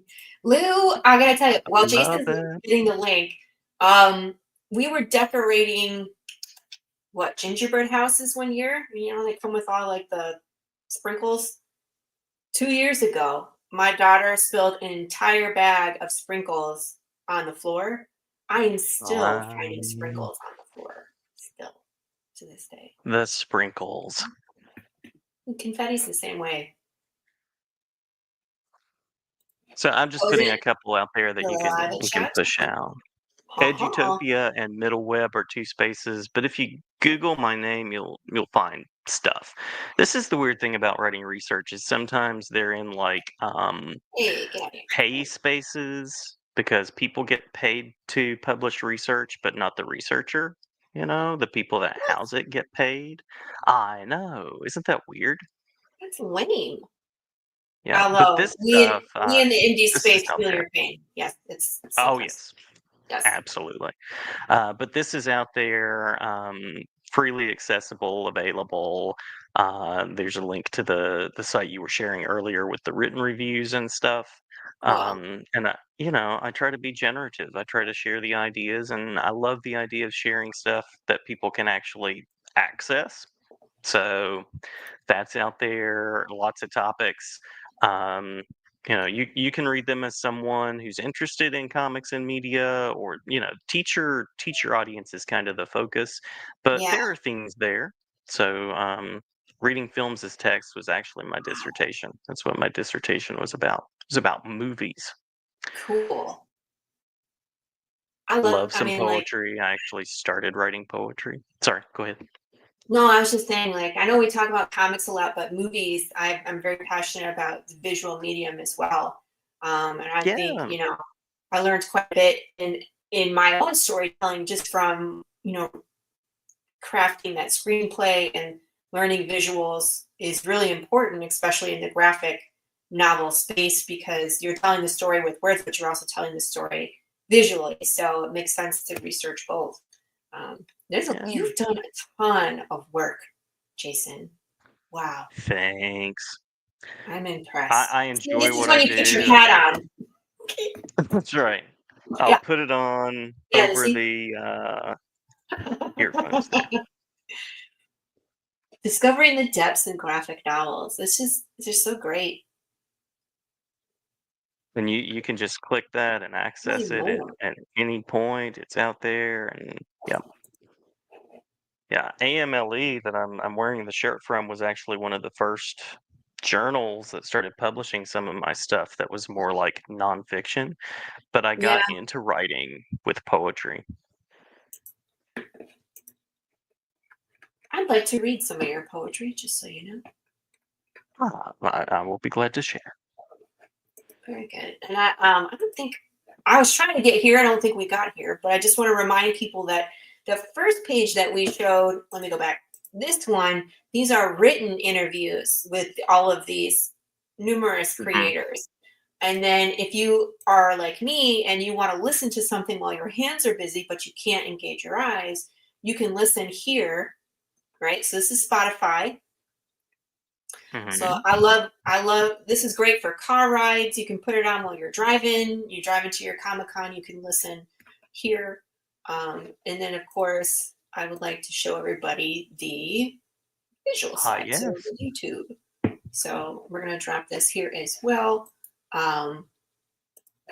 So you all can subscribe and 800 and some odd interviews. Oh my That's gosh. right. That's right. Get in now. I have a couple in the editing bay, and I'm always featuring people. So if there's anybody out there who's looking to share about their work, I'd be glad to have a look at it and chat with you. They're usually about 20, 25 minutes or so. And most times I share questions beforehand, um, unless somebody prefers to just go off the cuff. Some people like the questions. They kind of want to know what to expect. Some people tell me they have like negative experiences with some podcasts. Like I've had comics people tell Mhm. me like they've gotten on and it's not as positive, but I always try to create a positive space, as does Laurie. Yeah. So Well, it's just intended to be welcoming. yeah, I've been on Jason's show a few times, and I gotta say it's well, we did a hat trick. We did it 3 times now, and Mhm, mhm. it's a very comfortable interview. It's a great place to just talk about being creative. He has interesting questions, not the ones that you've answered 5,000 times. Um, so I highly recommend going on the podcast if you're a creator. Absolutely. That's So, that's why we do what we do. I'm a mhm. literacy person because I want to support storytelling, and comics is indeed a beautiful and viable way of doing that, as we've talked. Um, so that's kind of the emphasis. Yeah, and I love that too. I think you and I get that where it's like the more people you talk to, you get to experience, something new, talk to new creators, what are they working on? And it's just it broadens your own horizons. And so Yeah, I think it's really cool you've done so much work. I'm so impressed with just the amount of people that you've talked to and all the different genres and novels and comics and just amazing. Wrestlers, that's awesome. I've thank talked you, to a thank couple you. wrestlers. It's been a while now. The Yeah. craziest show I did was a young woman who was a ventriloquist and a musician, Ah, Sandy Nesquit, Nesquit. Um, she was what, a couple of years, 14. Um, that's cool. insane amount of talent on this child. She was great. We had a blast. Yeah.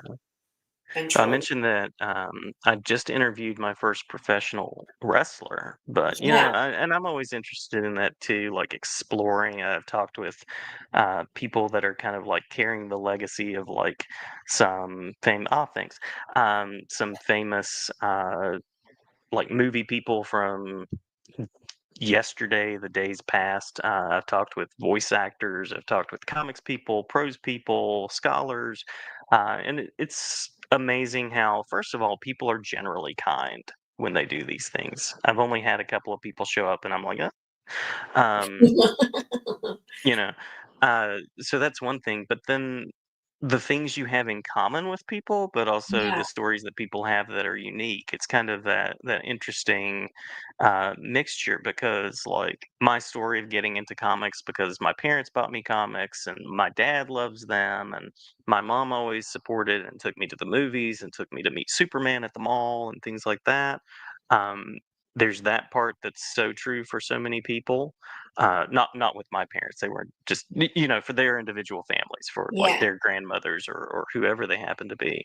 But then the amazing things that people live through, or the things that happen, or some of the experiences I don't have. I've never been the first female to graduate from a program, Right. And I'm sure you but have here lots of academia questions, is. right? Yeah. That's right. That's right. So it's a great way to shine the light on other people, which I feel like is worth the time. Absolutely. I love hearing how everybody kind of got to the same place where indie and we're creating comics and it's something that we're passionate about, but the road that we took to get here is always so different. Um, and I like it. I like that about comics. There isn't a time where you have to get started or you're not. Like it's Hmm. kept from you. Like action movie stars. Okay, if you're an Yeah. actor, you got to start when you're young because they aren't picking you up to be an action movie star when you're 45, Yeah. right? You're not Yeah. getting in. And so, but comics isn't that way. Comics is like it doesn't matter where you are in your life, there's a place for you here. And that is what really gets me about indie comics. Come tell your story, share Hmm. your experiences, talk about things that excite you or traumatize you. Me, bears, I'm afraid of bears. Um, put in your story and then connect. It's the connection with people that really intrigues me. Um, and then again, with me in dystopia, where I'm like, these things that could happen are now happening. It's a musical. The musical. Life as People we are know is dying, but over. they're not dead. They're back. Yeah. Thank you, Dave. I'm glad you came in today, Dave. Dave actually Hmm. is part of a network, and he is on a show called The Show Offs.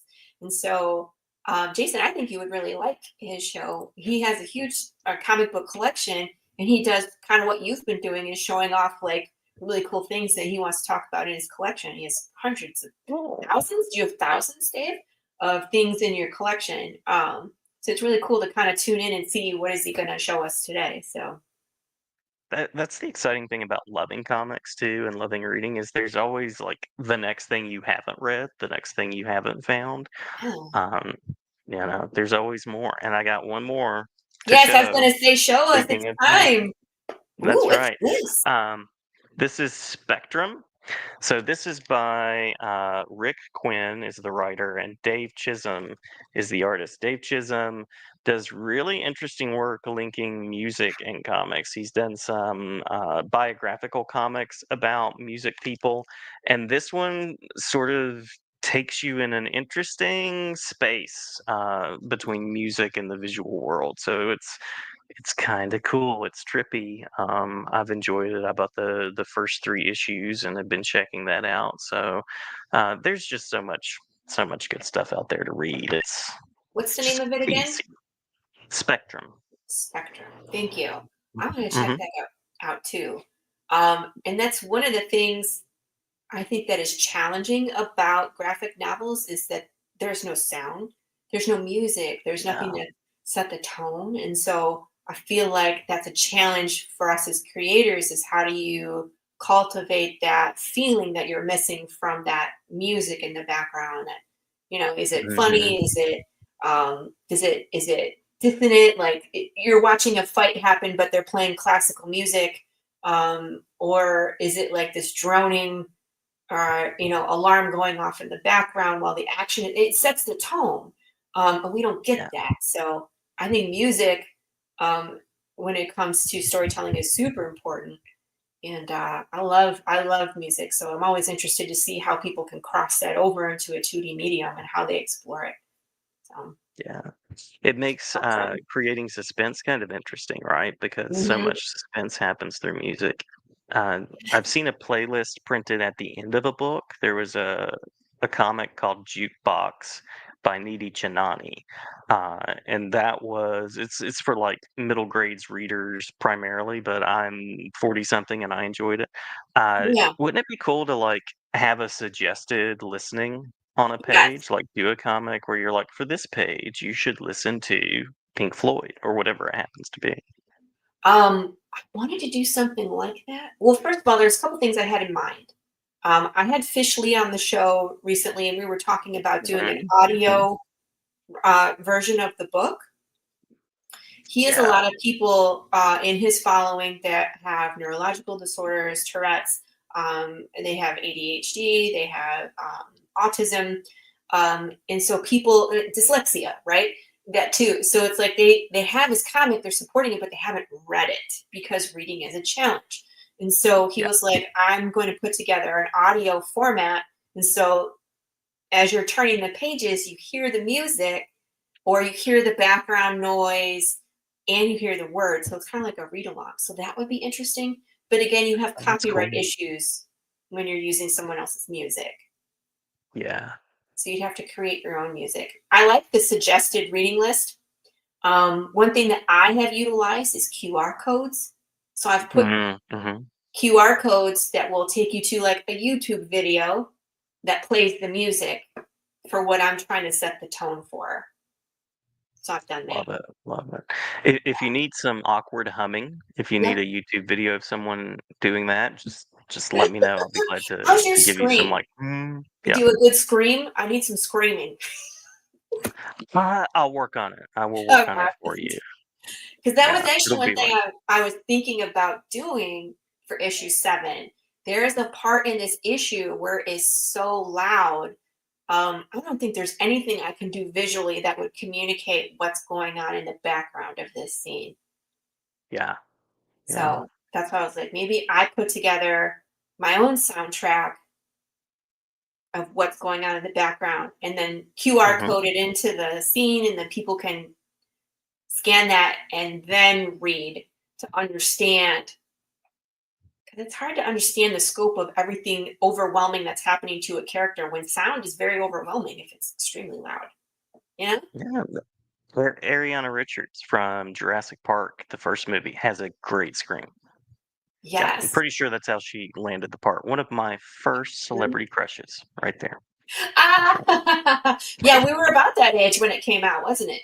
Yeah. Oh yeah, yeah. That was one of the first movies that I saw where it was like there's blood, there's people dying, there are like more mature, sophisticated things happening. Although I had also seen RoboCop and Predator by that time, so there was also that.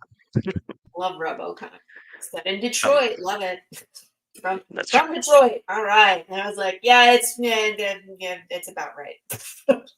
right. That's right. It's funny.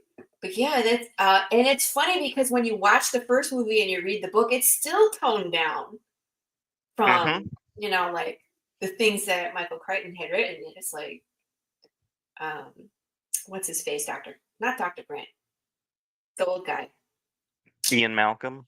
Thank you. No, not Ian Malcolm, the other guy. Oh, Yeah, the guy that runs the. oh yeah, that guy. See, Attenborough is the actor. yeah. So now both it's flipping both of our minds. The character's name, but he dies in a grisly manner at the end of the first book, and it's like they didn't do that. So Yeah, yeah, they toned it down. They toned it down. So, but they even then, did. in the '90s, we were watching it like, oh my god. Like my kids had the worst time when they ate the goat, when the T-Rex ate the goat. Even though Oh yeah, you just see the leg, they did not take it too kindly. yeah, yeah. It's okay. It's only a model. It's only a model. It's fine. And then we watched the second one, which is not a great movie, let's be honest. And when the T-Rex gets to land, and they were like, the first thing he's going to do is look for water and then food. And then it Mm. shows them. It shows like there was a dog. There was a dog in the previous scene, and then it was like the dog house and the chain hanging from the T-Rex's mouth. Oh yes.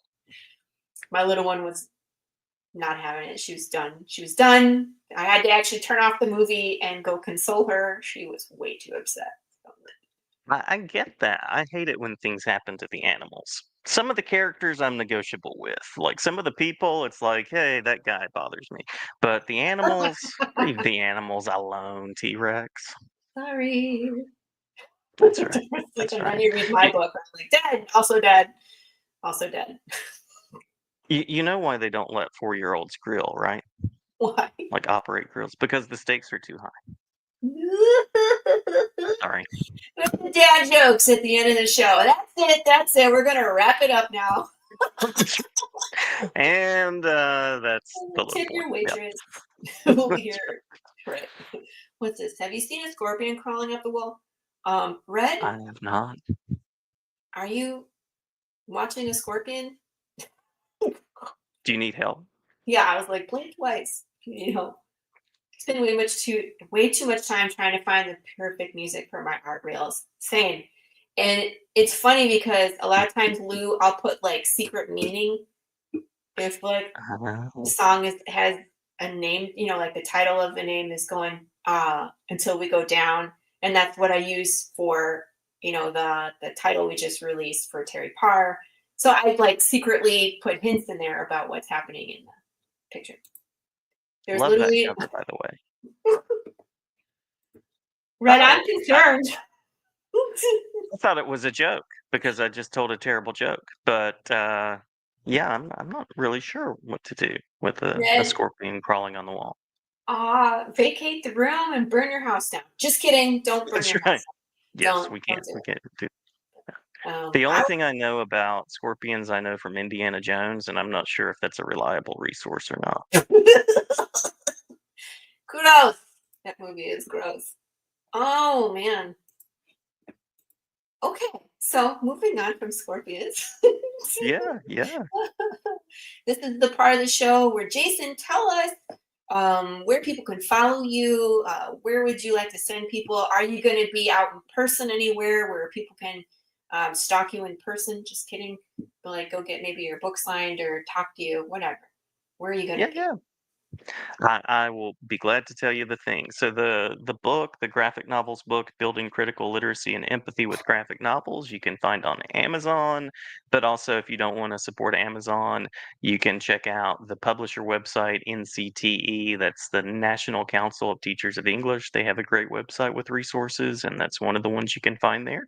If you want to read my stuff, but you don't want to pay the 29 whatever it Yeah, is. it's on sale.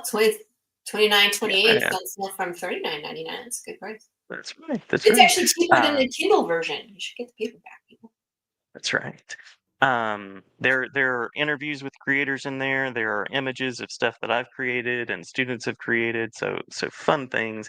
But you can also get work freely accessible on Edutopia, Middle Web, some of the websites that we've shared throughout the show. The interviews are also freely available. The written ones are on the publishing site that is also linked on Edutopia, but Words, Images, and Worlds is on YouTube, Amazon, Spotify. Yeah, here are the written interviews Wow, at it's so the many. Wix site. Wait, cheat. It's like What? jddehartwriting.wixsite.com or something like that. Book love. So if you Google me, you'll find some cool stuff. And as far as in person, yeah, there's the Spotify. It feels a little weird to say this, but I am signed on for a panel at San Diego Comic Con. Oh my Um, gosh, yeah, congrats. gonna talk empathy and Emanata with Jana Tropper, Kane Lynch, and someone named Scott McLeod. So I'm gonna be there in San Diego, trying not to quote Ron Burgundy, San Diego. So I'll be doing an appearance there and Cool. signing books and stuff. So SDCC unlocked. Yeah, man. First time I've never been there. It's on my bucket list as well. I've been invited to go the last couple years, 2 years in a row, to go sit on a panel and just haven't been able to make it work.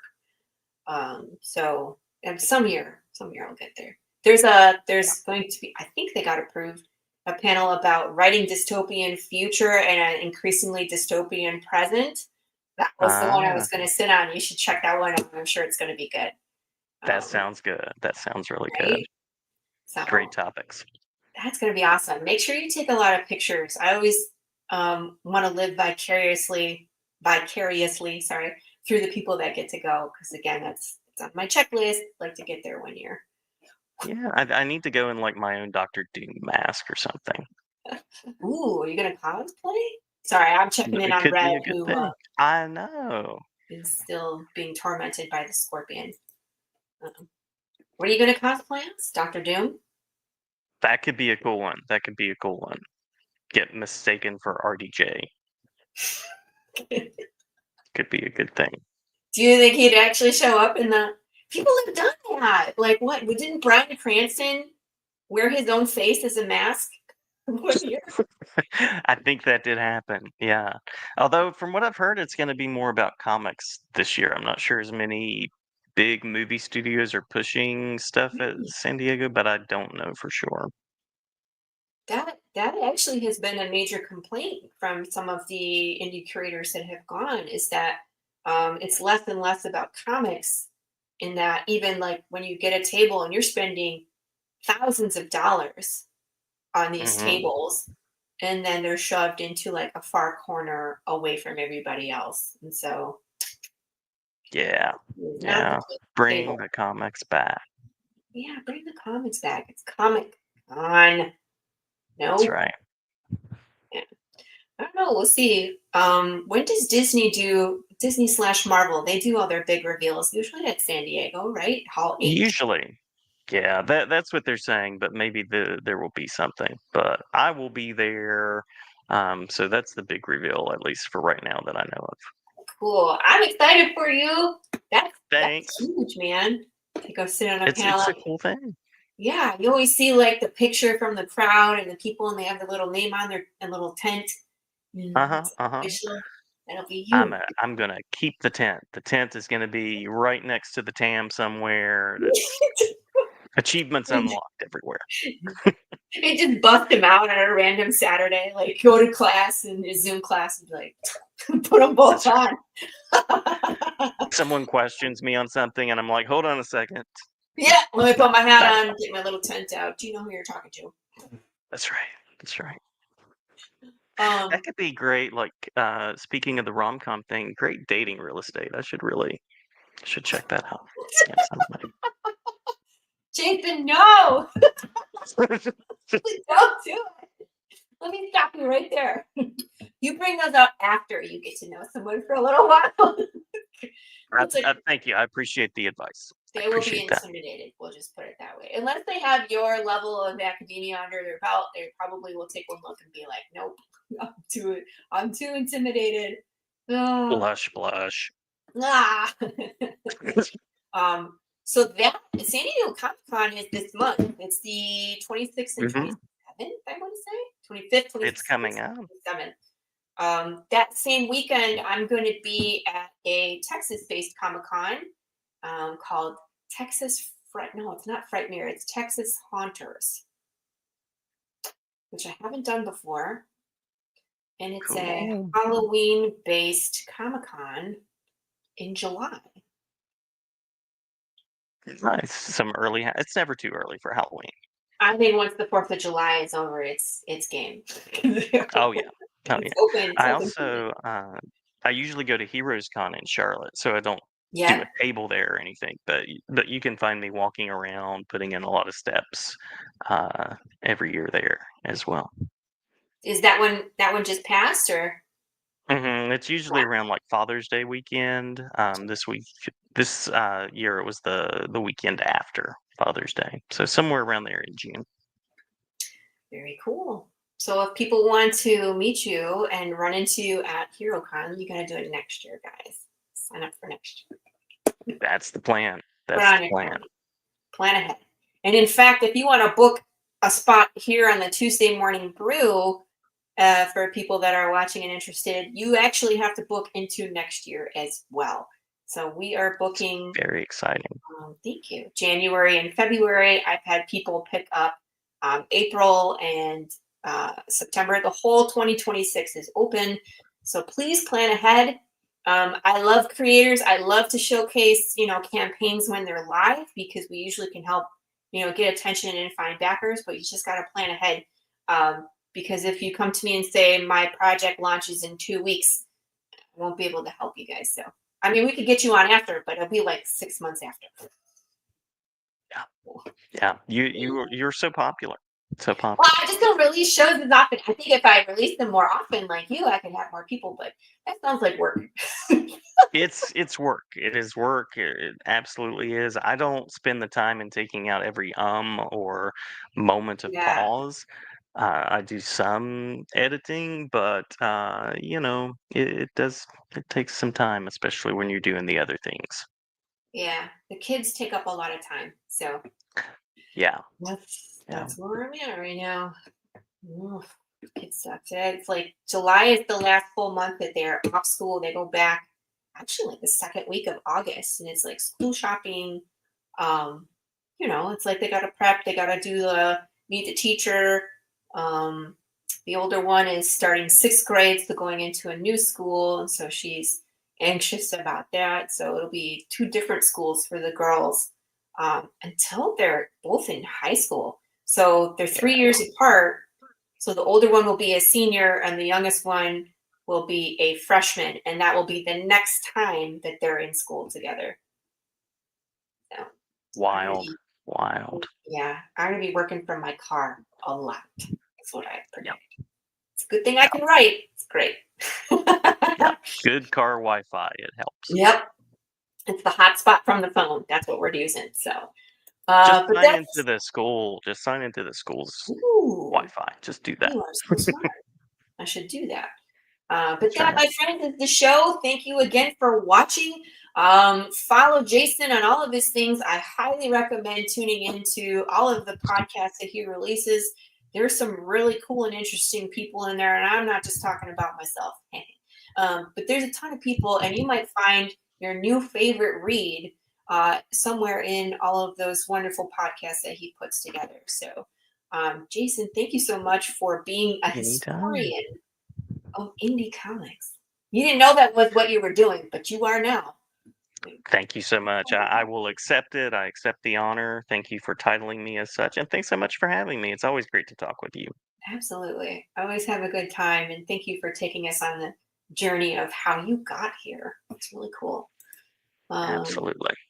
My friends, next week is who we got? Matt Campbell, podcaster, comic book creator, and the spinner of the Wheel of Destiny. If you don't know what I'm talking about, you got to find out. So join us next week, same time, same place. In the meantime, be excellent to each other, kiss your babies, and we will see you next week. Bye, everybody.